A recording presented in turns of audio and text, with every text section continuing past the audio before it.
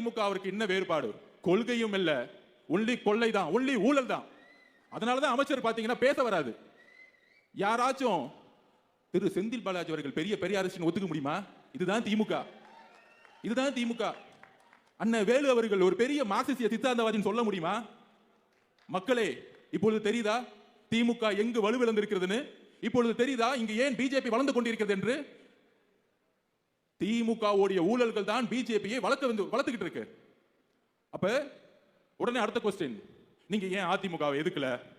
அந்த அதிமுகவில் ஒட்டுமொத்த தொண்டர்களும் இந்த குடும்ப ஆட்சிக்கு எதிராகவும் லேதியா மோதியா என்கின்ற கேள்வியுடன் மோதிக்கும் பாஜகவிற்கும் எதிரான ஒரு குரலுடன் இருந்த அதிமுக இன்றைக்கு பிஜேபியை பின்புற வாசலாக நேரடியாக வரவேற்று இன்றைக்கு கூட்டணியை உருவாக்கி, அந்த கூட்டணியுடைய தலைவர் யாருன்னு இன்னைக்கு வரைக்கும் தெரியல. அங்க அமித்ஷா சொல்றாரு என்டிஏ கூட்டணி, நீங்க அதிமுக சொல்லுது நான் தான் தலைவர்னு.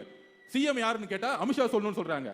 அந்த வலு விளந்து வைக்கக்கூடிய தலைமை நாங்கள் ஏன் எதிர்க்கவில்லை என்றால், அதிமுகவுடைய ஒட்டுமொத்த தொண்டர்களும் தாவேகாவில் எப்பொழுதே இணைந்து விட்டார்கள்.